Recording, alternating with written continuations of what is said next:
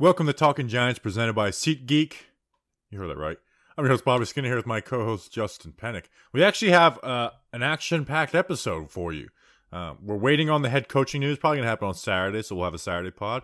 But before that, we're going to talk about Joe Schoen's press conference, for one. A little boring, but some good stuff out there, and the Daniel Jones conversation begins. Every day I get on Twitter, and Daniel Jones is trending for me. The Giants signed Antonio Williams. We're bringing back Giant stories and our outside linebacker review, which I think poses a few good questions in there besides just let's talk about each player individual. Do you re-sign Lorenzo, Roche or Ellerson? Those type of conversations. What is Azeez Ojulari? Justin, how are you doing? You're in the Bronx. Are we getting rid of that office? No, we are not getting rid of I can't hear you at all. Can you hear me now? I can hear you now. Are we getting rid of that office? I muted the wrong microphone on the Roadcaster. I'm a genius. We are not getting rid of the Bronx John Boy Media office. We are in Manhattan. Ever? I mean, maybe not ever, but I want that office. I like the Bronx office. I don't want to go to scumbag Manhattan. I want to be with my people in the Bronx next time I'm up there. Your people in the Bronx, which you insulted the Bronx last time you were up here. That's how our relationship works. I see. Hi, Bobby Skinner. Doing well. This is like the first time in 2 years that I've been working for John Boy Media, and John Boy Media has actually had the Bronx office that I actually have the office working, and don't speak too soon because this will screw up somehow. I already screwed up the first part where I had to get up and I muted the wrong microphone. So yeah, I'm doing well. Excited to be here. Excited to be talking with you. Yeah, you heard that right. SeatGeek, new presenting sponsor of Talking Giants. They can actually get me some good tickets. I'm going to the Magic game on Friday. And I had $7 tickets like a scumbag. I was gonna say, I mean, hey, I have some ideas about vlogging some road games. I'm going to Nashville this year. SeatGeek, just saying, let's go to Nashville. Let's have a good time. Yeah, so I'm excited about that, and excited about Joe Schoen too. Bobby Skinner, how are you? I'm doing good. Let's talk about Joe Schoen, and then we spent a little too much time BSing, so we can we'll announce the patrons later after we talk about the Joe Schoen press conference. Justin, there wasn't too much to take away from, but the biggest difference between now Gettleman is obviously a different story, but between Judge and Joe Schoen is I actually think Joe Judge did something really smart when he came in. He's like, I'm not going to address any single player until I can work with them in the building. Joe Schoen took a different approach, which isn't a wrong approach, but it's left us kind of forming some conclusions. Like it seems like the plan is to go with Daniel Jones in 2022, which isn't a shock to anybody, but from him talking about not only like we're going to evaluate who Daniel Jones is, it's just like, no, we're going to get the coaching staff in, we're going to evaluate his strengths and build around that. Like not even a hint of like an opt-out of moving on from Daniel Jones. And this isn't like Josh Rosen where it's year 2 versus year 4, where it's a lot more likely of a scenario. John Mara's quote, which might be one of the funniest owner quotes of all time. It's like, we've done everything in our power to screw this kid. But I mean, let's be real here. And I think John Mara has made a kind of commitment to this. I mean, he's right. That's the thing. He's right. And I think if it's John crazy Mara, to hear, though. If it is crazy to hear, but I mean, John Mara, when he said that, yes, I am embarrassed. And I think whenever whichever reporter asked it, and he kind of took a moment, and he's like, yeah, I am embarrassed with this football team right now, as he should be in the way that he's run things and just the way the results have gone, and this is a franchise that is very dedicated to finding the right things to do and doing things the right way. And everything that they've done, dating back to the last few years of Eli Manning's career, everything that they've done since then has been wrong. And I think he acknowledges that. And I think that's part of the journey to self-discovery, Bobby Skinner, that this franchise needs to go on. It was just wild to hear him say, like, everything in our power means like you're making a conceited effort at it, which was just like it was a very like sobering quote. Like, wow, he like actually said that. And there's other hints that make it seem like they're going to build around Daniel Jones. Like he wasn't afraid to take some shots at spots on the roster. Talked about the offensive line being really bad, and basically said like, yes, we are going to go and get offensive linemen this offseason, which I think we can all pencil in at least one of those 2 first-round picks as an offensive line. Like I think that's a guarantee at this point. He talked about having rounds 1 through 4 the draft scouted, which would mean like if he wanted a QB, he would have someone in mind. Not be fully in on him, full-blown love quite yet, but he'd have someone in mind. Yeah, but also, I mean, so here everybody is talking about Jones, and I was on the Entertainer stream for 3.5 hours, the other night. And we talked about this at nauseating lengths. And Bobby, Joe Shane has been here for less than a week. He hasn't even been the general manager of the Giants for a full week. There is no way that he has a full evaluation on Daniel Jones yet.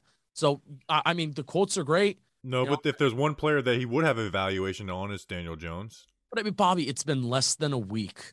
So, hey, I believe the quote. I'll believe it for now.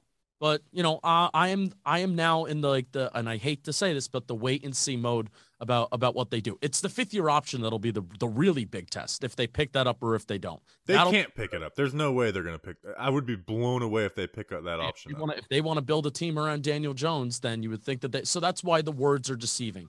I think they're going to say that because Joe Shane. This is just what you do. This is what you do when you come to a football team. You support the guys that are in the building. You're going to make your own decisions, and that's the way that it should be.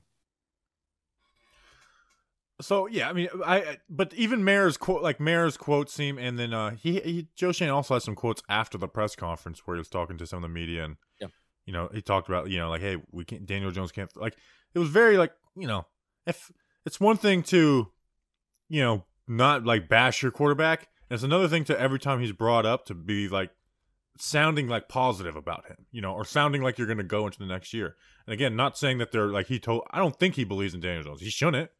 Like, he shouldn't, but I do think he believes that he's going into 2022 with Daniel Jones as QB1, which doesn't mean just isn't a glowing endorsement of Daniel Jones either. Yeah, and that's, I think, the path that makes the most sense for the Giants, unless you fall in love with the quarterback this year, which I think we view as unlikely. So that's the path that does make the most sense. Daniel Jones is QB1 for this year. Growth, progress. I know Shane talked a lot about growth and progress, and there's different ways to show growth and progress besides just wins, and that's all just typical GM speak in there too. But there really wasn't much of substance besides that out there.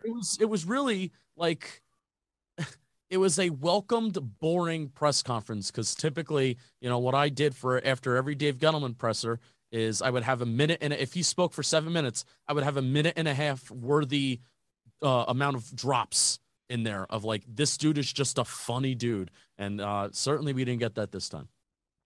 Yeah, I'll be honest, I'm a little toxic. Like, I kind of miss Dave Gettleman press conferences. Absolutely.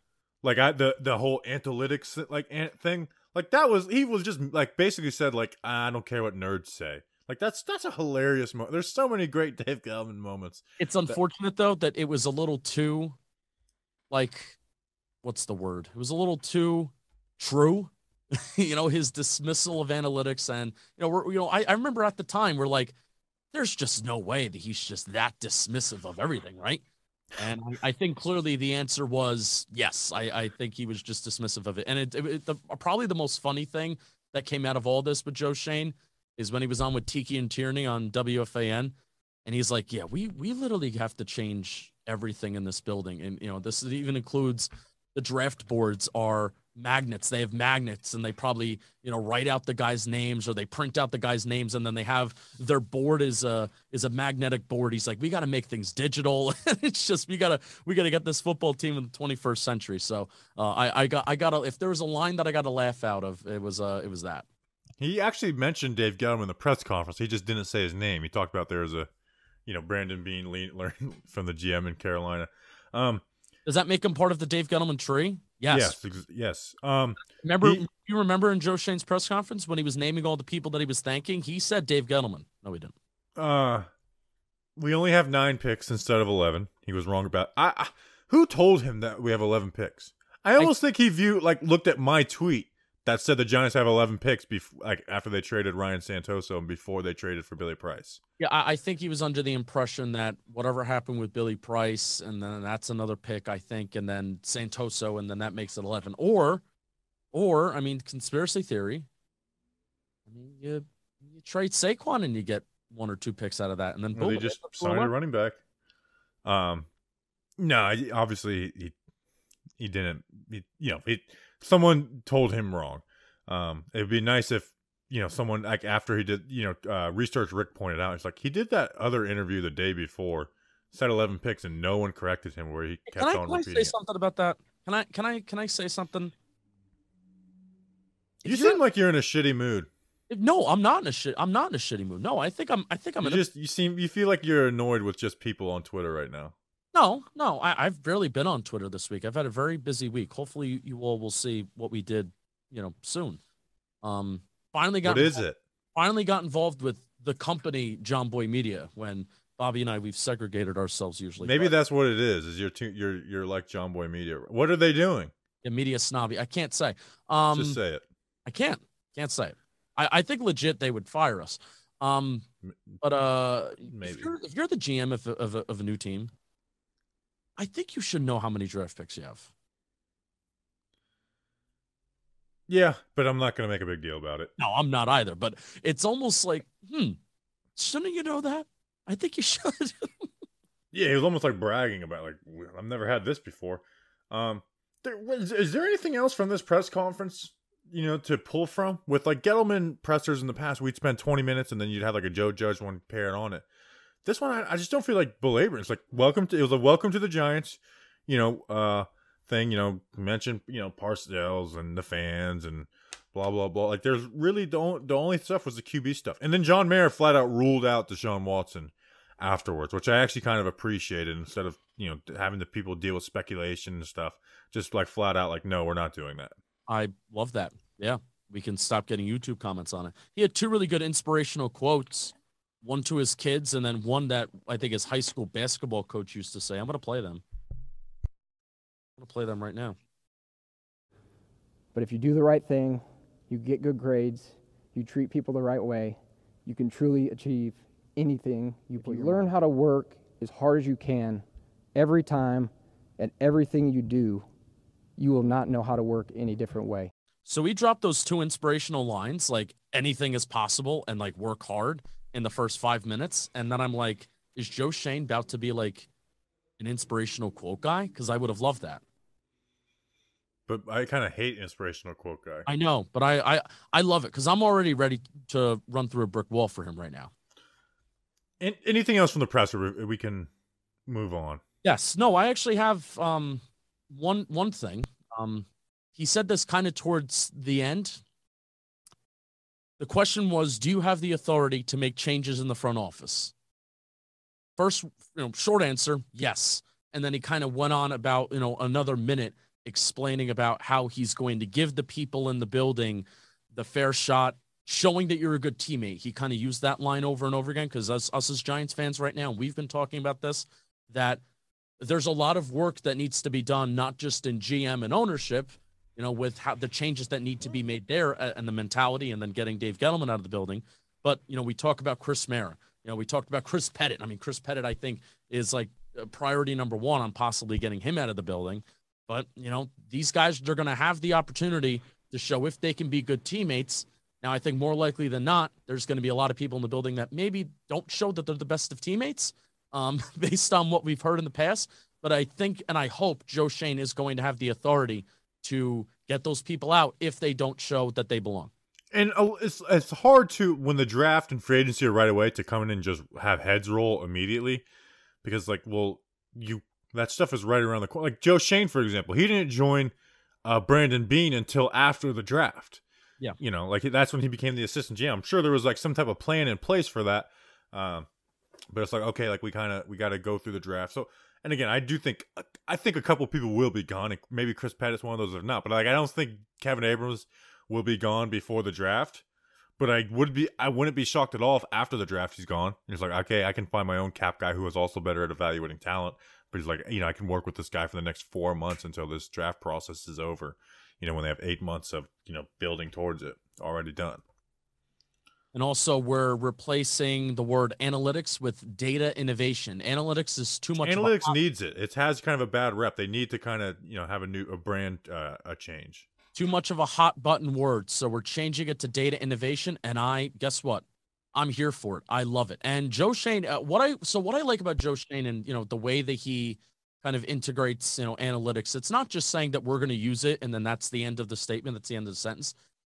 He's able to talk about it casually and just integrate it into his kind of answers about how he, manages or what he expects specifically out of a head coach. He mentioned about analytics and data innovation and, maybe I think, referring to player tracking data and possibly referring to with fourth down decisions, using some models that maybe the team has or some other people have.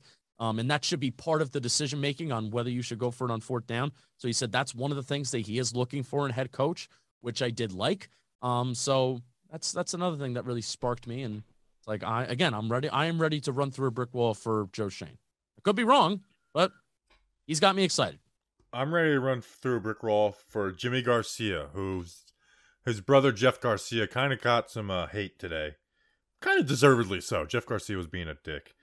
Matthew Spenley. He Spenley $2 a month on Talking Giants. Chris Vigars. He likes to smoke cigars. Justin, you and him would get along really well. Wow. And then Angelo Trento, which Angelo is just like, Angelo. Hello, Angelo. Justin, who are these cigar smoking, money spending, average quarterback brothers? I'll tell you what, Bobby Skinner, we're going down to the Senior Bowl. The weather's not looking too good, but I want to bring some cigars with me. The weather's going to be warmer. Hope it's not raining. I want to bring some cigars down, and these cigar smoking Patreon members, they went to patreon.com/talkinggiants, and they're sponsoring today's show. $2 a month plus some other tiers. You are watching the show live. You get the opportunity to do that and hang out with us, chat with us. You get access to some shirt raffles, and Bobby Skinner will send you some stickers or magnets in the mail. Patreon.com/talkinggiants. Thank you to our patrons. All right, let's get into the fun stuff of the show instead of talking about what people talked about. The Giants made the first signing of the Joe Schoen era, the first transaction, and it's a futures deal, which means it's usually a nothing thing. But I don't think this is nothing. Now, maybe to the casual fan it's nothing, but to the fans like me and you, Justin, who are very involved in the running back 3 battle, this is actually kind of big. The Giants signed Antonio Williams, who's been on the practice squad for the Buffalo Bills the last 2 years, so obviously Joe Schoen knew him. We played in one game, which was the season finale in 2020. At 12 carries, 63 yards, 2 touchdowns, 5.3 yards per carry, and a catch for another 20 yards. Undrafted free agent out of UNC who had transfers from Ohio State. Justin, I think this guy right now has the track to be running back 3. Like, I'm telling you, I go back and watch that game versus the Miami Dolphins. He shows you more than Gary Brightwell ever did at the University of Arizona playing against Pac-12 teams. Like, he ran, like he was hitting holes. He was running through dudes, like putting his shoulder through some sons of guns. Had some decent speed to him. Had some, like, at the end of the game when they're trying to get to the kneel down, had some just real patience. Like sit, cut back, go, and would lead to a first down. Like he showed, he showed more than Gary Brightwell showed me at University of Arizona. Like if we did our Camp Battles episode right now and it was RB3, Antonio Williams would be my answer. And he had competition for this signing too. Yeah, and you were giving me a little bit of a theory on the phone before the show too. Why don't you say that about how Williams came to sort of choose the Giants? Why don't you share that? Well, a Bills reporter, Ryan Talbot, he reported like the Bills and other teams were trying to sign him to a futures deal. Like other teams were. The Giants were the one that did it. Was it because he didn't want to be with the Bills after 2 years? I think it really is because of what I just said. Like if there's a, Saquon could be gone. I don't think he will be, but he could be. Devontae Booker could be cut. Like what other team has a chance to, go and get reps for? Like Gary Brightwell's not a good player. Like he was drafted solely for special teams. Yeah. The running back after Gary Brightwell is a fullback in Elijah Penny. So if there's any running back like spot where, and we see it with UDFAs all the time, like, guys who don't play year 1, year 2 turn into running backs who get reps. Not everyone's going to be a Ryan Grant Packers story, but, get reps. This probably was like the most desirable place for him and having that connection with Joe Schoen, an undrafted free agent. I'm sure Joe Schoen had like some type of connection with him and, keeping him around on the practice squad. So maybe excited is the wrong word, but I like this. Like I think this guy is better than Gary Brightwell day one. I just like it from the point of it's a running back. Like that's the first move, and it's a running back that's cheap, and it's a running back that has a realistic chance of being RB3. That's why I like it. People were trolling him because, of course, like Dave Gettleman, his first move is signing a running back, blah, blah, blah. I love this. I mean, think of the, watch the investment that Joe Schoen is going to put in running backs versus what Dave Gettleman did with running backs. So have Devontae Booker, overpaying for him, day one free agency, overpaying for Jonathan Stewart, and way overdrafting Saquon Barkley. Watch how different the running back position is going to be. And watch it, guess what? Watch it be better because you're going to prioritize offensive line more. Running backs are going to be better when you prioritize offensive line more. I don't care where they're signed or where they're drafted. Did you make anything out of Joe Schoen's comments on Saquon Barkley after the presser? That seemed a lot less committed than the Daniel Jones comments. I view the Saquon Barkley comments just as the same as the Daniel Jones comments by Joe Schoen. Now, John Mara may have a different vision, but I think Joe Schoen's going to have that majority say. It's like his opinion and his guidance. I do believe Mara when he does say that. I don't think Mara is going to overrule, not bringing back Jones or if there's a trade for Daniel Jones, which is unlikely. But I don't think he's going to overrule that. So I view I weigh, in my opinion, Shane's comments on Daniel Jones the same as Saquon Barkley. And maybe why you would weigh Shane's comments on Jones more is just guaranteeing him that he's on the team in 2022, which is not a hot take. All right, so Antonio Williams, keep an eye out for him in camp. He might be on the camp battles position battle episode, which is one of my favorites as we start camp next year in August. Or actually, that episode is at the end of July, so get ready for that. All right, Justin, we've grown about 300% since last year. Yes. This next part of the show is not known by a lot of people. Can I read something first before you introduce that part of the show? Yeah, you could read the ad first. All right. So, DraftKings Sportsbook, not presenting the show anymore, but they are still partners with us, and we love DraftKings. They didn't get too mad at Bobby because he kept on begging for Orlando Magic tickets. So that's not the reason why they're not presenting the show anymore. But John Boy and Jake, they are going to be watching on the John Boy and Jake TV channel. I have that link in the description. This Sunday, they're going to be watching and betting live on the championship games. So DraftKings Sportsbook is officially live in New York. To kick things off, Jimmy and Jake, John Boy and Jake, are going head-to-head in a live sports betting competition. Tune in this Sunday, January 30th, as they live stream the NFC Championship on the John Boy and Jake YouTube channel. Sign up for DraftKings Sportsbook and get up to a $1,000 deposit bonus in site credits with your first deposit. Don't miss your shot to bet along with John Boy and Jake. Good guys, our bosses. I have to say that they're good people. All right, bringing back the segment. So we do this in the off season, besides draft month, every single Friday. Every day I watch the Giants players' Instagram stories. Keep tabs of what they're doing. Basically, unless it's just workouts, we're talking about what the Giants players are doing. It's called Giant Stories. We voted on the name 2 years ago. We did put out a poll. It was vote J or vote K, which I actually looked for the name because someone said they liked your name better. I tried to find that poll tweet. Couldn't find it. But so, Justin, do we have music this year? For this episode, no, we don't. Can I do it? I can do the music right now. No, that's going to throw me off.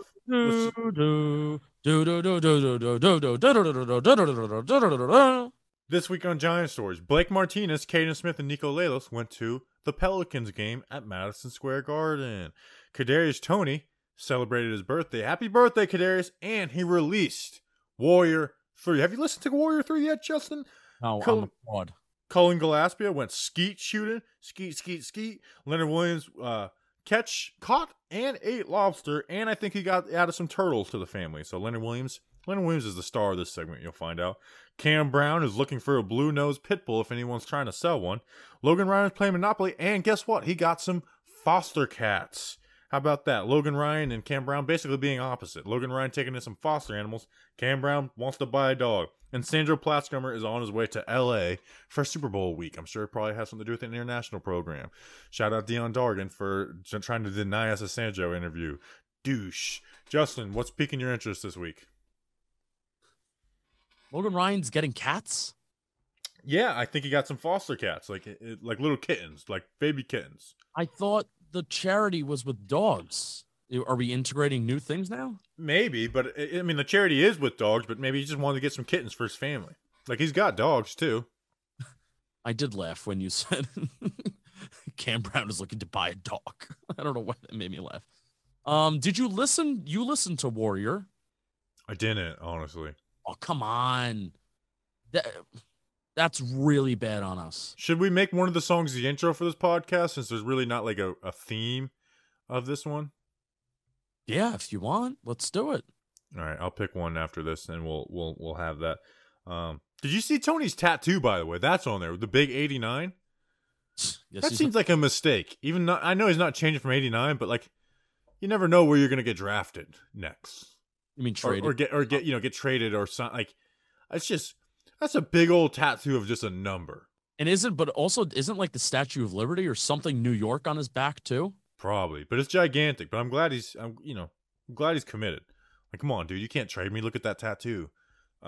That makes me feel better though. Yeah, the Tony conversation is so like one side or the other when it's really in the middle.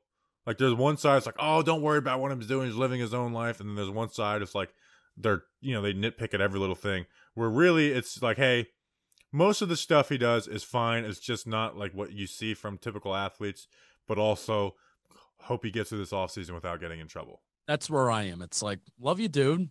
You're gonna do you, and I want you to do you. Get through the offseason. Like, people getting mad at him for like having rapping, like, that's silly. Like, you wouldn't say the same. Like, you better keep the same energy like Snacks does with like Blake Martinez playing Pokemon. Like, you better have a huge issue because Blake Martinez seems to be way more in the Pokemon than Kadarius Toney is into rap. I hate Blake. No, I don't hate Blake Martinez. I hate the Pokemon. I just think it's weird. Yeah, Pokemon is kind of weird. And then there's also the people who are like, just like, nothing he does is wrong because he's on the Giants. So really nothing else. Leonard Williams, this is actually kind of a boring week for this. Well, this would be an exciting week for others. Remind me. He caught and ate some lobster, and I think he got some turtles, or he has had some turtles. I don't know if he's keeping them. Turtle soup? That's a thing. Yeah, he's not eating the turtles. They're like boxer turtles. Come on. Turtle soup is actually pretty illegal now, I think, too. Is Leonard Williams going to get surgery on that elbow?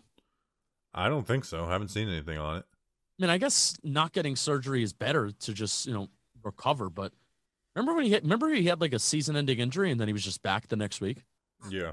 He really didn't want to have because he'd played every game of his career. I think he just didn't want to lose that streak. But he played, and he played pretty decently, too. I don't blame him. All right, that's Giant stories. Let's talk about the outside linebacker edge room. How about that? Justin.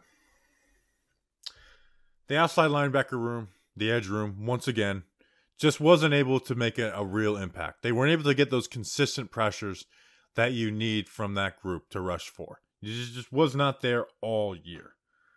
They had a rookie, Azeez Ojulari, who we're going to talk about first, who there's a lot to be hoped for. But Justin, we talked about last year, Leonard Williams just versed the outside linebacker room last year. Leonard Williams had better stats in sacks, tackles for a loss, QB hits, pressures, just was better in all those categories. Now, Leonard Williams didn't have that same type of numbers this year, but I compared the edge room 2020 versus 2021 to see how different they were. Now, sacks, there was a big difference. In 2020, they had 9.5 sacks. This year, they had 15.5, largely thanks to Azeez Ojulari. They only had 3 more QB hits and 2 more pressures. So you kind of had very similar production than you had the 2020 edge room, which was less talented, was running guys out like Carter Coughlin and Nico Lalos and Cam Brown.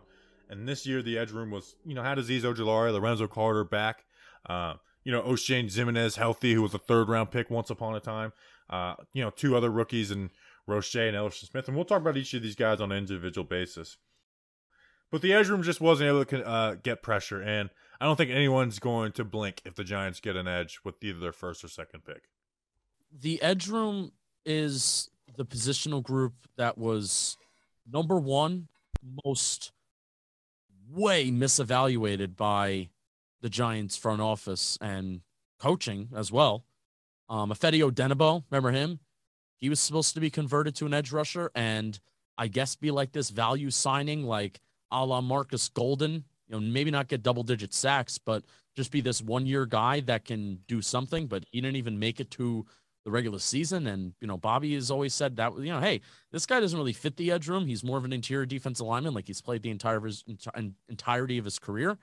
So you had to cut him. So that's one less guy that was involved from the start.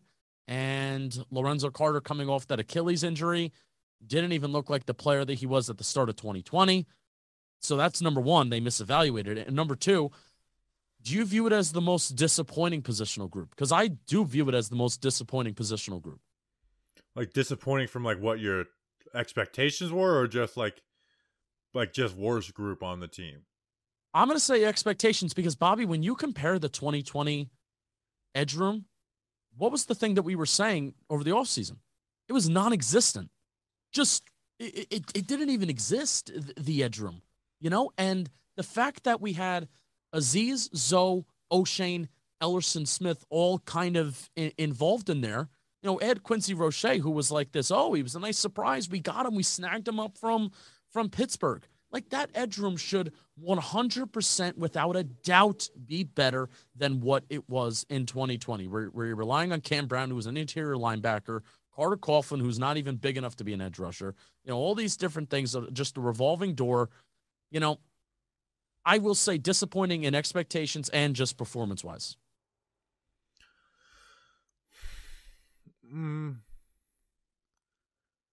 I think the tight end room. Okay, that's fair. But yeah, it's definitely disappointing.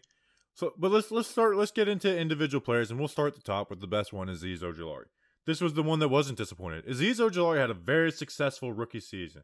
Especially when you consider how damn young he is. Like he's a young, like one of the younger rookies. 8 sacks, 8 tackles for a loss, 13 QB hits, 27 pressures. Led the team in sacks, tackles for a loss, and pressure, which is very impressive for a young guy. Justin, he's young, and he's got a lot of room to grow. But I think he's going to be that 2 going forward. Like I don't think he's ever going to build into be that 1. I don't know if he's going to ever have that power to to push through the shoulder of guys. He's have the speed. He wasn't double teamed a lot this year, so I don't think a number 1 guy in here was going to just totally change him and put him at the next level. But it certainly will help because it's like the QB scrambling. Look, he's right in Azeez Ojulari's lap, who won a second later than the number 1 edge guy. So. Like Azeez Ojulari should come away very proud. I mean, he was top 4 in all the major pass rushing categories for rookies this year. It was basically like Micah Parsons, Jalen Phillips, and Azeez Ojulari were the top 3 edge guys from this class. Yeah, and I also thought he was a better run defender than I thought he would be coming into the NFL, because the thing that we were saying over and over again is, Azeez, he's going to get sacks. He may get, somewhere between that 5 to 10 sack range, and 8 sacks, for your rookie year. I mean, perfect. I mean, that kind of exceeded my expectations for him. Getting pressure on a consistent basis is a different story. But Bobby, I mean, there were really good flashes of him making some really nice plays against the run, which I flat out, I didn't expect that. I did not expect that. And that even dates back to preseason, made some nice plays against the run, and that kind of continued throughout the season too. So, he's going to get stronger. Like you mentioned how young he was. He's got to add some more, meat to his bones, which I think he can, and I think he will. And Azeez Ojulari, hopefully you can rock and roll as that number 2. But the pressure does need to improve. I mean, 13 QB hits and getting 8 sacks. I typically think if you're getting 8 sacks, you should be getting closer to 20 QB hits. I view 20 QB hits as like a solid year pressure wise, and 27 pressures. Let's compare that to Gregory Rousseau, who played less than 50% of the snaps for Buffalo. He had 24 pressures this year. Azeez Ojulari played 67% of the snaps, had 27 pressures. So good year, got to the quarterback, had some nice plays, was better against the run than I think I expected and maybe you expected. But let's build off of it in year 2. Yeah, like he'll get like some, some stray defensive rookie of the year votes, not for 1, but like, 3rd or whatever. Again, I don't think he's ever going to be like that super strong, like bull rush type of player. I don't. But like you said in the run game, he's good at disengaging players. Like, it's like, is he going to power through an offensive tackle? Is he ever going to power through Andrew Thomas or those type of tackles? No. But he's good at not letting those guys, move him and disengaging and dipping that shoulder and getting skinny or getting down the line of scrimmage fast. He's very agile. Like, he's got a lot of good tools. And again, he's a rookie. So, like, you should be very proud of his rookie season. Do we have our next great Giants pass rusher? I don't think so. I think we have our next good one. Like, he's the biggest and best investment the edge room under the Dave Gettleman era. Like literally the most, if you could go after free agents or just, high draft picks, he is number one in that group. So yeah, I think we should all be excited about Azeez Ojulari. Don't put some huge ceiling on him next year where you expect him to be one of the top pass rushers in the NFL. But it's like, he was picked 50th overall. We're not expecting, if he wasn't picked 13th, he was picked 50th overall. And if he turns into a really solid number 2 edge rusher, which I think he is, that's a really solid draft pick and someone you can build and keep around going forward for the next, 8 to 10 years. And the Giants this year, they kind of changed philosophies a little bit, I feel, where 2020, they were huge on running those 3 defensive lineman formations. And I feel that really slowed down this year, with a lot more 2 edge rushers, 2 interior defensive linemen, 2 interior linebackers. And you saw less 3 safety sets too. And I think all that, they kind of all work intertwined together of, utilizing the personnel in a different way. And when at least you feel like you have 2 capable edge rushers, and obviously losing Dalvin Tomlinson's a part of that too. So I'm all for not prioritizing those interior defensive linemen as, hey, these guys have to get to the quarterback and we're just going to have 1 edge rusher out there. Let's have these edge rushers that can be versatile, that can play the run, but then also when need be, because this is a passing league, get after the quarterback too. Love it. And we're not a team that blitzes a ton, which helps out sack numbers. Like I'm sure Jalen Phillips' sack numbers are helped out by blitzing a ton, where he got a little more one-on-one opportunities or QBs outside the pocket. So, very successful rookie season for Azeez Ojulari, Rookie of the Year. If you didn't vote for him Rookie of the Year, you're insane. Whoops. Next on the list. This is a very I think he might be one of the more complicated players on the roster when you consider timeline and his level of play in his career. Lorenzo Carter. This season, Justin, he had 50 tackles, 5 sacks, 6 tackles for loss, 8 QB hits, and an interception. Now, the last 5 games of the year, he had 26 tackles. So over 50% of his tackles, just barely, were in the last 5 games of the year.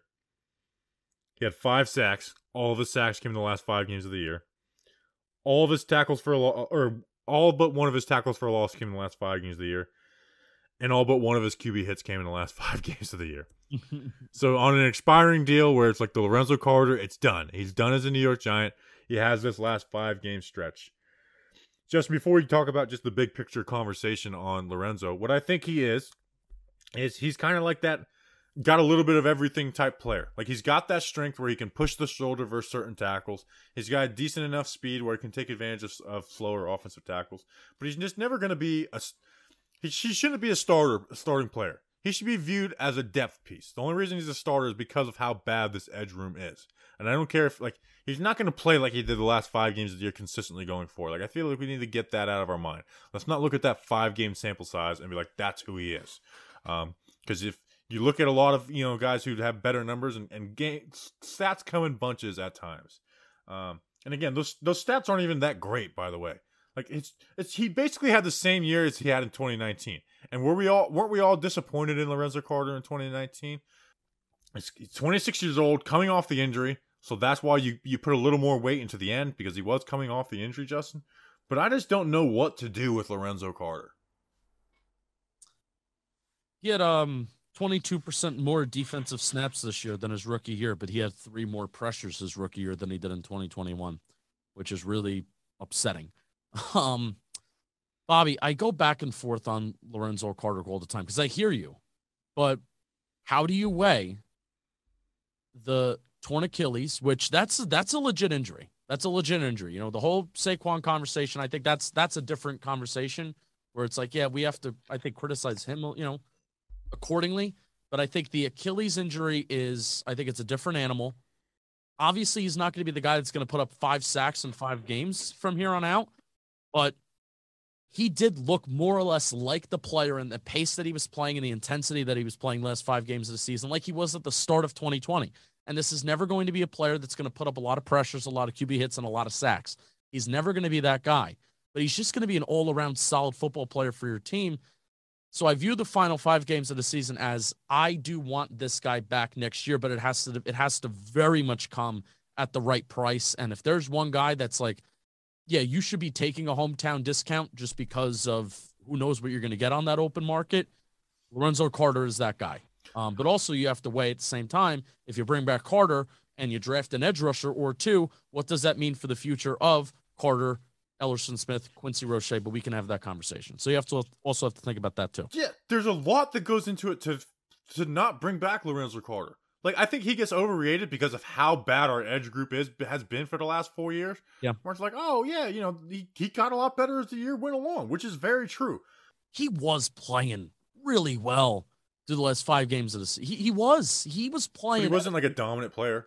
No. Would you slate him would you slate him in as a starter role going for? I don't think I wouldn't. No, but that's not the point. But this guy, he's on an expiring deal, and if you have an opportunity to bring him back for the right price, I think you do it. But it's the fact that it's Joe Schoen and new management, and this guy didn't draft him, so it does make the most sense just to not bring him back.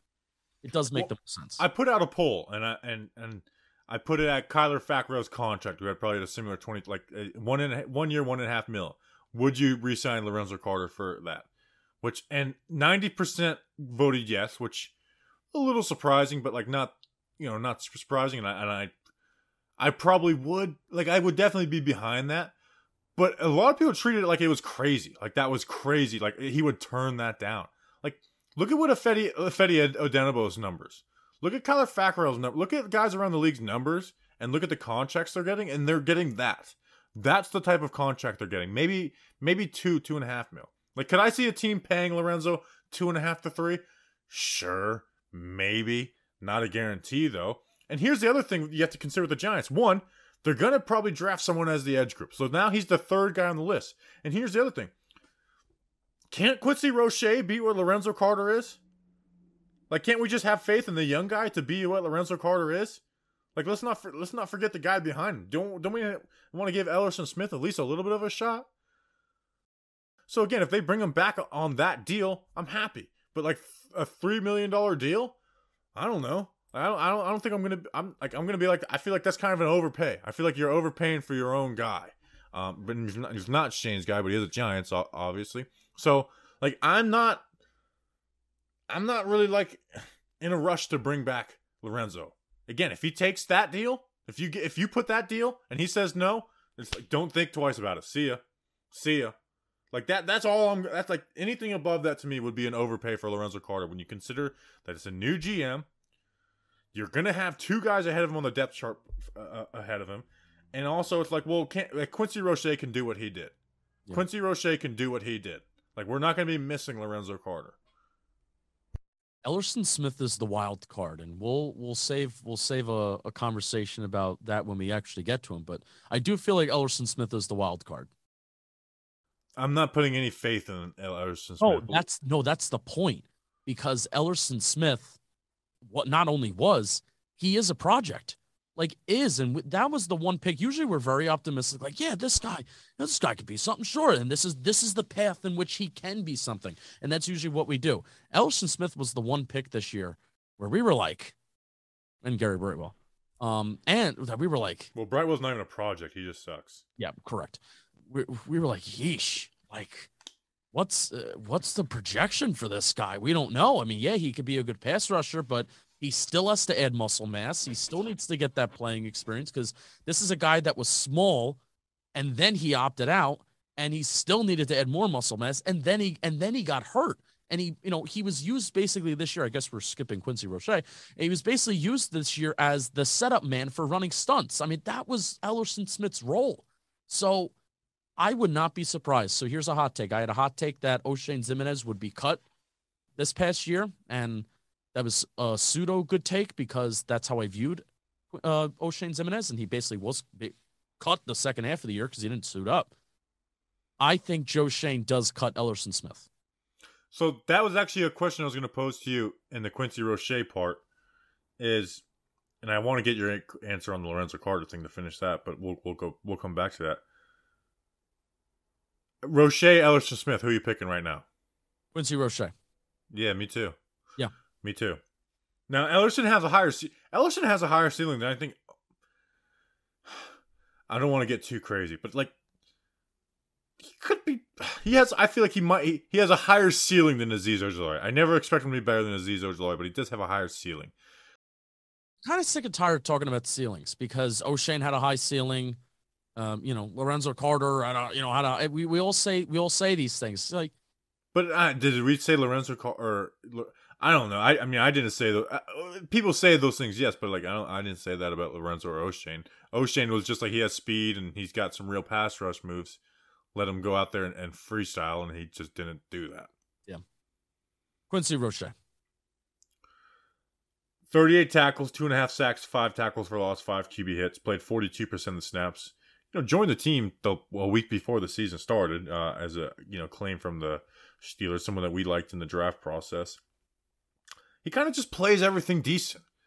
He's got I think his best trait is his hands to go with his decent speed and decent strength. He plays the run really well, especially like gap responsibility and sealing down the backside lanes. Setting the edge. He does a good job with all those things. Never going to be a really good player, but I think I think Quincy Roche will probably play out his rookie contract with the Giants. That was probably one of Gettleman's best final moves, is kind of sweeping him up, and now he's under contract for the next 3 years, and it's a cheap option, and it's a guy that we're going to have here, and then a guy that can contribute for the next few years. So he was a guy. He was one of those guys that you look at the stat sheet and it's like 5 QB hits, 5 tackles for loss, 2.5 sacks, and you're like, yeah, it doesn't impress you much. But I do feel a lot of that was centered in when he first kind of got here, and then when he started to get reps, and then he really cooled down. Bobby, do you also feel like that's the case? Where was Quincy Roche the final 2 months of the season? I don't know. Losing his reps to Lorenzo Carter. Fair. But I feel like the eye test and how I viewed him and how I watched him as a player was more fun than obviously his stat sheet. Yeah, he has really good reps. These oh my god, the game winner versus the Raiders was. Yeah, it was the best pass rush move all season. Was that rep? That was the best pass rep. Better than any Azeez Ojulari sack or QB hit. That was the just totally just murked Colton Miller, strip sack, game winner. That was a beautiful play for Quincy Roche. So again, he's, people were talking about him being a number 2 at some point in the season, which was always crazy. And I think we did a segment on that on the mailbag. I think I think he can do what Lorenzo Carter does. I think he can improve and do what Lorenzo Carter, does. And again, I'm not expecting Lorenzo Carter to put those 5 sacks. So I'm going to bring it back to Lorenzo Carter. Do you sign him to a 1 year, $1.5 million deal? No. I want to, but your point on Quincy Roche can do what Lorenzo Carter does, it would be redundant to spend that at least $1.5 million on Lorenzo Carter when, yes, Quincy Roche can do what he does, and he's a lot cheaper, and he's here for 3 more years. So give him the shot. What if only $500,000 of it's guaranteed? People are going to hate this. People hate this take, but I think it's the right take. If they sign him for 1 year, 1.5, I'll be happy with it. If they don't even offer him that, I'll also be fine with it. Free agency comes first, and you don't sign Lorenzo Carter, and you obviously still have Quincy Roche in here. You have Azeez Ojulari, you have Ellerson Smith, and then I think you cut O'Shane. I think then you're committing yourself to drafting 2 edge rushers, which I am all for. Let's go. I would want a stud, and then another guy that you can have under contract for 4 years, and then that's your edge room. I mean, look at that. I mean, Azeez would be here for 3 more years. Quincy Roche would be here for 3 more years. Ellerson Smith 3 more years if he makes the team, and then you add 2 more guys that you can have a guy that could be here for 5 years if he's a first-round pick, and then 2 guys if you add through the draft 4 years. I mean, that's a really complete edge room that can be together for a long time. So you want to know what? You convince me, and then I also convince myself. That would be awesome value out of all those edge rushers if they can be drafted around the same time, and you're not paying them a lot for a long time. Or now free agency is going to be slim pickings for the Giants this year. But who's to say we don't go out and give someone a Marcus Golden type deal? Yeah, if there's one position at which I feel like you can give those contracts to and you'll get good value. I mean, Hassan Reddick. I mean, that's a guy who I feel like he started getting those 1 year deals, and now he's the staple. I think what isn't he with the Panthers, and he's doing well. Marcus Golden. Marcus Golden was a guy who got those 1-year deals. He led the Cardinals in sacks this year, and he's a Pro Bowler. So if there's one position that is starting to get devalued across the NFL, where I think teams are scared of paying edge rushers unless you're like the top tier. It is edge rusher. You should be able to get good bargain deals for those guys. So yeah, even that. We talk about Oshane Ximines. I mean, 13 tackles, 0 sacks, 0 tackles for loss, 2 QB hits. He flashed a little bit as a rookie. Like, had 4.5 sacks. Like, got some, not just the sacks, but had like some nice pressures. Flashed a little bit as a rookie. Got injured, and this year, man, he just sucked. He didn't do anything as a pass rusher, which is like the only thing that he was brought in to do. He doesn't play the run well. He doesn't offer anything in coverage. He jumped off sides versus the Chiefs, which I'm not going to judge him off of one play, but like. He just sucked, man. And I know he did get hurt a little bit by playing in Patrick Graham's system where they don't want the edge guys, jumping back inside, and that's something that Oshane thrived at a little bit, and it's the reason why Golden didn't get as much playing time here. But at the same time, it's like you got to do more than that. Like you can't. It was just a pitiful year, like the most pitiful, starting. Like you have your 22 starters and then like 8 to 9 rotational guys. So like he was one of those 30 guys, Justin. Most disappointing of the year, even more so than guys like Kyle Rudolph. It was a healthy scratch for the second half of the season. Healthy scratch.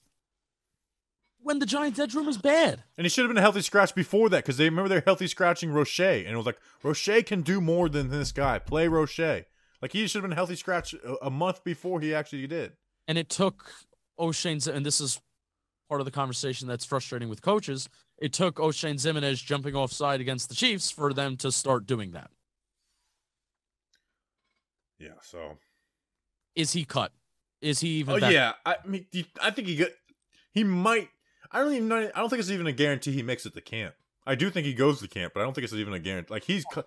I think he's an off-season cut. Yes. Yeah. I mean, yeah, probably because he has a 3rd-round contract. Let's look at Oshane. I should have done this beforehand.